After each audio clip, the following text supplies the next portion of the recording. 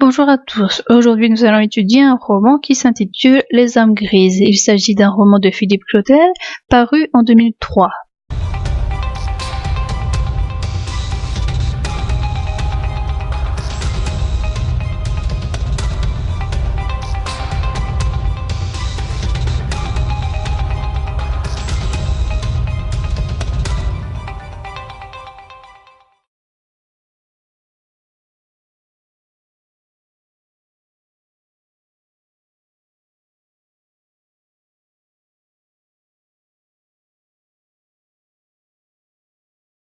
En décembre 1917, une petite fille qui s'appelle Belle de Jour et qui a 10 ans a été retrouvée noyée dans le canal. Elle a été préalablement étranglée.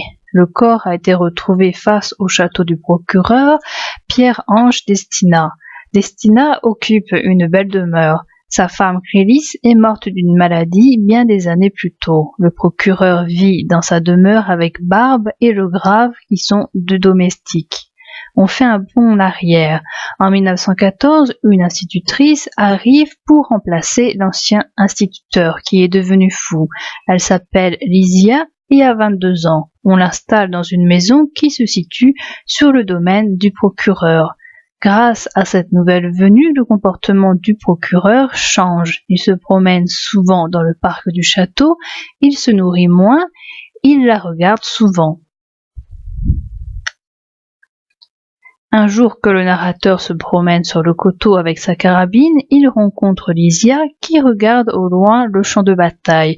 Quand elle remarque que le policier est là, elle le regarde avec colère. Quelque temps plus tard, le policier est appelé chez le procureur. Lysia vient de se suicider par pendaison. 3 jours après la découverte du corps de Belle de Jour, Joséphine, une femme pauvre, vient chercher son ami policier. Elle lui dit avoir vu le soir du meurtre le procureur parler à Belle de Jour près du canal. Le lendemain, le policier l'emmène voir Mierck pour qu'elle puisse raconter ce qu'elle a vu. L'entretien se passe mal, Joséphine est mise une semaine au cachot car Mierck veut protéger le procureur et il essaie de la faire taire. Le narrateur ne peut pas revenir chez lui car la route est réquisitionnée à cause de la guerre. Il passe la nuit dans un évêché en compagnie d'un curé. Le lendemain, quand il revient chez lui, il s'aperçoit que sa femme est inconsciente et que sa grossesse a eu des conséquences dévastatrices sur sa santé. Sa femme est emmenée dans une clinique, le bébé survit, mais sa femme mourra le lendemain. 2 déserteurs sont pris. Ils font des coupables idéales pour le meurtre de Belle de Jour. Devant le juge Mierck, un des 2 types avoue tout de suite, car il sait que de toute manière, il sera tué en tant qu'assassin ou en tant que déserteur. Tout avouer lui permet de ne pas être torturé et d'être tué plus vite. Dans sa cellule, cet homme sera retrouvé pendu. Le second homme, lui, n'avoue pas. Le juge Mierck le fera attacher dehors à un arbre bien qu'il fasse froid. Il sera torturé par le juge et par son acolyte. Cet homme, que l'on appelle le Breton, avouera. Il est conduit ensuite en prison où il deviendra fou avant de se faire tuer. Barbe retrouve Destina mort alors qu'il était assis sur son banc dans le parc. Après la mort de Barbe, le policier qui avait obtenu la clé du château avant la mort de la domestique fouille le château. Il y trouve le journal de Lysia. Il y trouve aussi des lettres qu'elle avait envoyées à son amoureux qui s'appelait Bastien. Il y a également une lettre signalant le décès de cet homme. Le policier retrouve aussi chez Destina 3 photographies, une de Clélis, une de Belle de Jour et une de l'institutrice. Il remarque qu'elles ont toutes 3 le même visage. Quelques années plus tard, le policier reçoit une lettre d'un de ses collègues qui a été envoyée il y a quelques années et qu'il reçoit que maintenant. Il recherchait le Breton qui aurait torturé, étranglé et violé une fillette. Le policier prend de l'âge, il entre dans une dépression et se met à boire. Quand une bonne sœur vient lui donner son enfant, il l'étouffe avec un oreiller car pour lui cet enfant a tué sa femme. Le narrateur finit par se suicider. Ce roman nous offre une description des âmes, celle du policier, mais aussi celle des autres, vue par le policier. Il s'agit d'un enchevêtrement d'histoires. Du narrateur, on ne sait pas le nom, on ne sait pas non plus son âge. On sait qu'il est policier et que c'est lui qui est chargé d'éclaircir la mort de Belle de Jour. Il a une femme, son fils était son premier enfant. Le narrateur nous livre ses pensées, ses actions, ses pensées à propos des autres personnages. Il nous livre tout ce qu'il sait, il emploie le jeu. Dans ce roman, les personnages ne sont pas mis en lumière, aucun est heureux. On a deux catégories de personnages. Déjà, il y a les personnes qui font le bien et qui en souffrent, et en second, on a des personnages qui font le mal et qui n'en tirent pas de punition. Il s'agit d'une toute petite partie des personnages. Il y a quelques hommes cruels qui ne représentent pas la majorité. Le reste des personnages s'enferment dans leur douleur. Le narrateur devient à la fin un meurtrier. Cela montre à quel point il est facile de passer dans le clan des meurtriers. Personne ne l'est consciemment. La douleur, pour le cas de Destina ou de policier, conduit des personnes qui ont l'air innocentes au meurtre. L'enfant lui-même a contribué au meurtre de sa mère. Les villageois sont des individus privilégiés, ils ne font pas la guerre car il y a une usine à faire tourner. Il y a un parallèle entre le fait de trouver le meurtrier de Belle de Jour et la guerre qui se déroule juste à côté d'eux. À quelques kilomètres de là, il y a une guerre qui se déroule et où il y a plein de meurtres que l'on ne cherche pas à résoudre. Sur le champ de bataille, nous avons les meurtres qui paraissent presque normaux. Les meurtres se font par des ordres des supérieurs de l'armée. Destina est un personnage respecté des individus. Les gens ont peur de lui demander quelque chose, par exemple le fait de loger des personnes chez lui, mais au final, il dit toujours oui. Il vit la plupart du temps seul, coupé du monde dans son château. De la ribambelle de serviteurs, il n'en gardera que 2, c'est-à-dire le strict minimum. Il paraît comme quelqu'un de triste, comme le décrit Lysia. On devine que c'est la mort de sa femme qui l'a rendu comme cela. On devine aussi qu'il y a eu d'autres événements, même si on ne sait pas lesquels. On voit Destina très peu en dehors du château. Il ne vient que très rarement au restaurant, où la plupart du temps sa table reste vide. Destina est physionomiste. Les visages que les autres n'ont pas remarqués, il les remarque. Les autres avaient pourtant ces visages-là tous les jours devant leurs yeux, mais ils n'ont pas vu la ressemblance entre les 3 femmes. On se pose 2 questions à propos de Destina. Pourquoi le juge Mière protège-t-il le procureur puisqu'il n'a pas l'air de l'aimer? Cela aurait été une occasion pour lui de le faire tomber.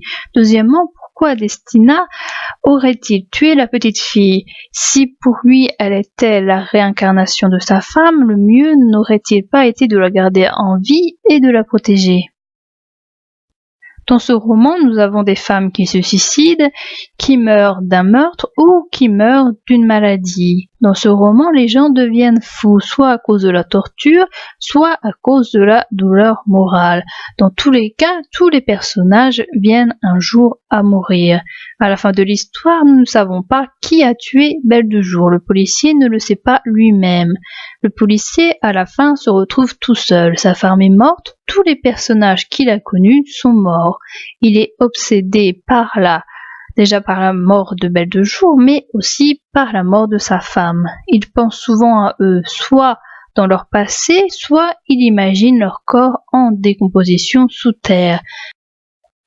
Presque tous les personnages sont gris. La seule, avec Belle de Jour, qui peut être blanche, peut être Joséphine. Et c'est justement elle qui dit que les âmes blanches n'existent pas et que l'on est tous gris. Joséphine n'a fait aucun méfait. Elle est pauvre et ne veut pas devenir riche. Elle a dit la vérité. Elle est emprisonnée injustement. Elle fait un sale boulot pour subvenir à ses besoins. Aucun méfait n'est raconté à son sujet. La seconde âme blanche de ce roman est Belle de Jour. Elle travaille pour son père en tant que serveuse, elle est morte d'un meurtre, on ne lui connaît pas de méfaits, elle paraissait bonne avec tout le monde, avec sa tante, avec ses parents et avec les gens qu'elle servait. Nous avons 3 catégories de personnes. Nous avons les pauvres qui ne se plaignent pas de leur situation. Ils semblent souffrir, mais pas du point de vue matériel, mais plutôt du point de vue psychologique. De l'autre côté, nous avons les notables. Ils sont cruels et ils apprécient la bonne nourriture et ils ne semblent pas souffrir. Et au milieu d'eux, nous avons Destina, qui est ni dans le clan des pauvres, ni dans le clan des notables. Il n'aime pas bien manger contrairement aux notables, peu lui suffit.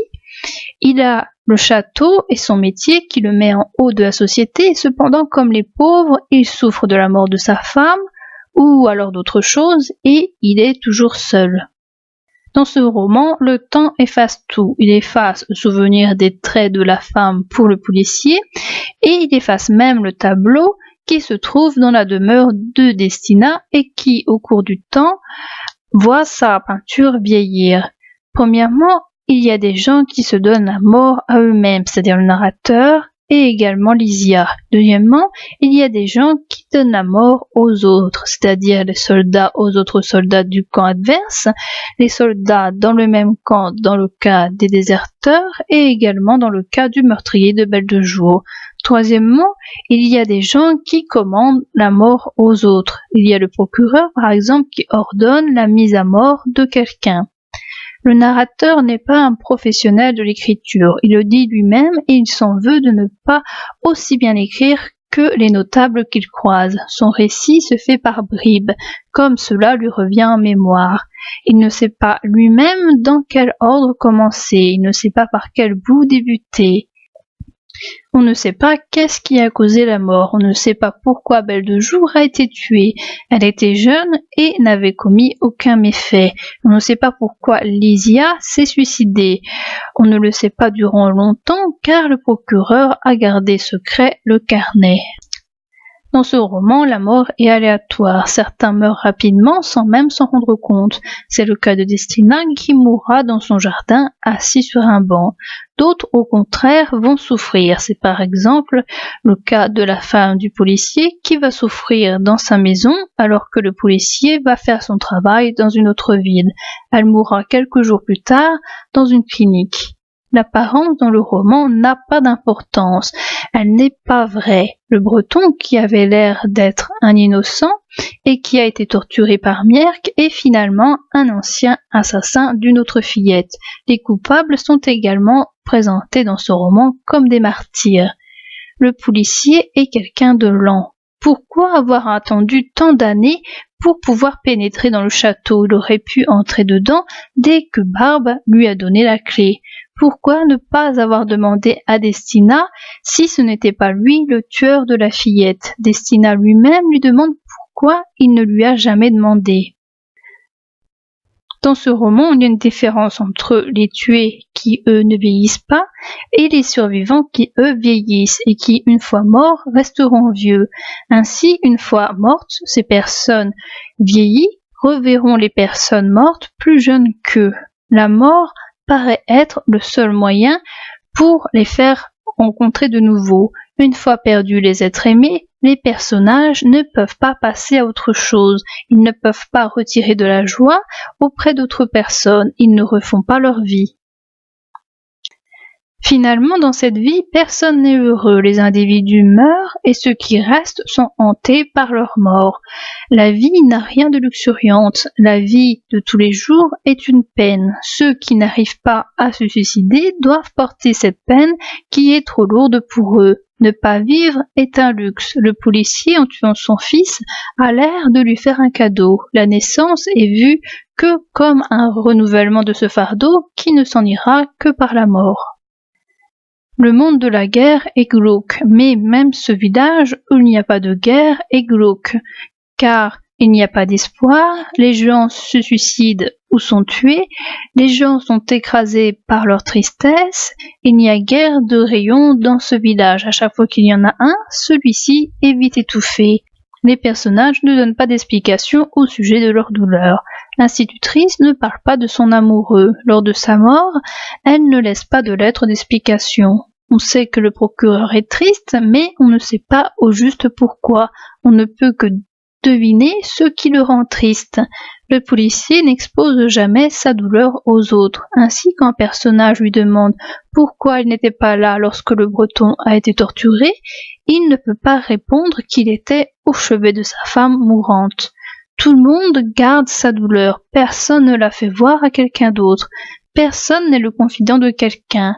On ne peut qu'imaginer des hypothèses sur le mode de vie de la personne, sur les états d'âme qui parfois sont tout de même visibles bien que la personne se taise.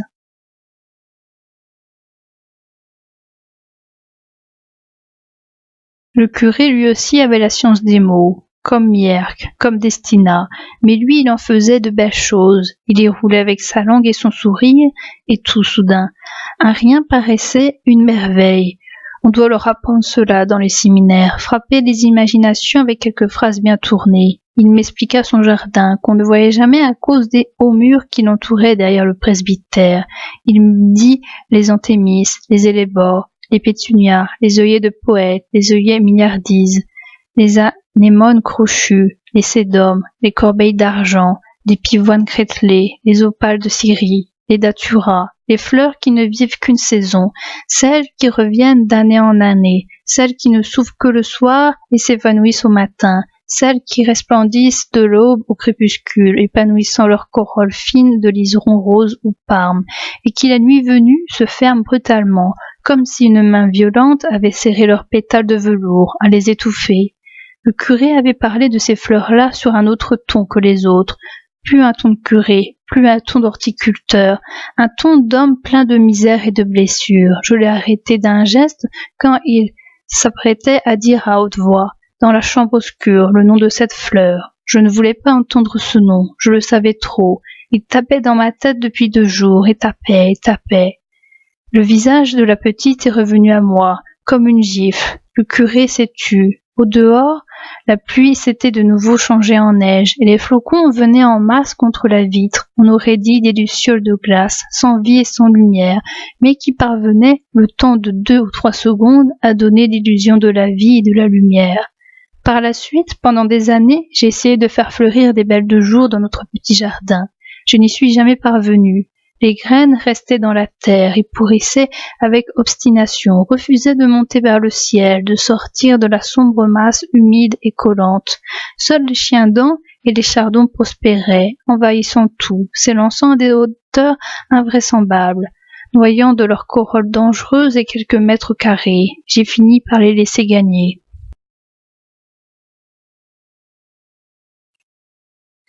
Le plus bizarre tout de même dans tout ça, et ce n'est pas la gnôle que j'avais bu qui me le faisait voir, c'était l'impression de contempler 3 portraits d'un même visage, mais saisis en des âges différents, des époques variées aussi. Belle de jour, Clélis, Lysia étaient comme 3 incarnations de la même âme, une âme qui avait donné aux chairs qu'elle avait revêtues un sourire identique, une douceur et un feu à nul autre pareil, la même beauté, venue et revenue, née et détruite, apparue et en allée. Les voir ainsi côte à côte donnait le tournis. On passait de l'une à l'autre, mais on retrouvait la même. Il y avait dans tout cela quelque chose de pur et de diabolique, un mélange de sérénité et d'effroi. On pouvait presque croire, devant tant de constance, que ce qui est beau demeure, quoi qu'il en soit, malgré le temps, et ce que fut reviendra. J'ai pensé à Clémence, il m'a semblé soudain que j'aurais pu ajouter une 4e photographie pour que la ronde soit complète. Je devenais fou, j'ai fermé le carnet. J'avais trop mal à la tête, trop de pensées, trop de tempêtes. Et tout cela par la faute de 3 petites photographies mises l'une contre l'autre par un vieil homme seul et qui connaissait l'ennui. J'ai failli tout brûler. Voilà, on arrive à la fin de l'histoire est la mienne. Les tombes, comme les bouches, sont closes depuis longtemps, et les morts ne sont plus que des noms à demi effacés sur des pierres. Belle de jour, Lysia, Destina, Le Grave, Barbe, Adélaïde Schiffer, le petit breton et l'ouvrier typographe, Mierck Cachantard, la femme de Bourrache, Hippolyte Lucie, Mazerule, Clémence. Souvent, je les imagine toutes et tous dans le froid de la terre et sa pleine obscurité. Je sais que leurs yeux sont creux et vides depuis longtemps et que leurs mains entrelacées n'ont plus de chair. Si on voulait savoir à quoi j'ai occupé toutes ces années, ce temps qui m'a fait arriver jusqu'aujourd'hui, je ne pourrais pas trop répondre. Je n'ai pas vu les années, même si toutes m'ont paru très longues. J'ai entretenu une flamme et j'ai interrogé le noir, sans jamais obtenir que des bouts de réponse, incomplets et peu bavards. Toute ma vie tient à ce dialogue, avec quelques morts. Cela suffit à me faire aller dans l'existence, à attendre la fin. J'ai parlé à Clémence, j'ai évoqué les autres. Il y a peu de jours où je ne les ai fait apparaître contre moi pour reprendre leurs gestes et leurs paroles et me demander si je les avais bien entendus comme il fallait. Quand je croyais avoir trouvé enfin une lueur, bien vite venait autre chose qui soufflait la lumière et agitait des cendres autour de mes yeux. Tout était à reprendre. Mais peut-être est-ce cela qui m'a fait durer, ce dialogue, à une voix, toujours la même, toujours la mienne, et l'opacité de ce crime qui n'a peut-être de coupable que l'opacité de nos vies mêmes. C'est bien curieux la vie. Sait-on jamais pourquoi nous venons au monde et pourquoi nous y restons? Fouiller l'affaire comme je l'ai fait, c'était sans doute une façon de ne pas me poser la vraie question, celle qu'on refuse tous de voir venir sur nos lèvres et dans nos cerveaux, dans nos âmes, qui ne sont, il est vrai, ni blanches ni noires, mais grises, joliment grises, comme l'avait dit jadis Joséphine. Quant à moi, je suis là, je n'ai pas vécu, j'ai survécu seulement. Un frisson me vient, j'ouvre une bouteille de vin et je bois en ruminant des morceaux de temps perdu.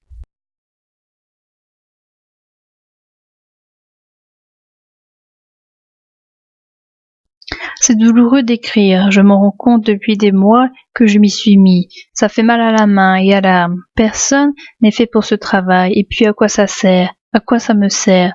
Si Clémence avait été près de moi, jamais je n'aurais gribouillé toutes ces pages, même avec la mort de Belle de Jour et son mystère, même avec la mort du petit Breton, qui me fait une flétrissure quelque part sur la conscience. Oui, sa seule présence aurait fini à m'éloigner du temps passé et à me rendre fort. Au fond, c'est pour elle et elle seule que j'écris, pour faire semblant, pour me tromper, pour me convaincre qu'elle est encore à m'attendre, où qu'elle soit, et qu'elle entend tout ce que j'ai à lui dire. Écrire me fait vivre à deux. Lorsqu'on est seul depuis longtemps, on peut choisir de parler à voix haute, aux choses et aux murs. Ce que je m'applique à faire n'est guère différent. Je me suis souvent demandé ce qu'avait choisi le procureur, comment il passait ses heures, à qui il dédiait ses petites pensées, ses conversations du dedans. Un veuf comprend un autre veuf, enfin, il me semble. Bien des choses, au fond, auraient pu nous rapprocher.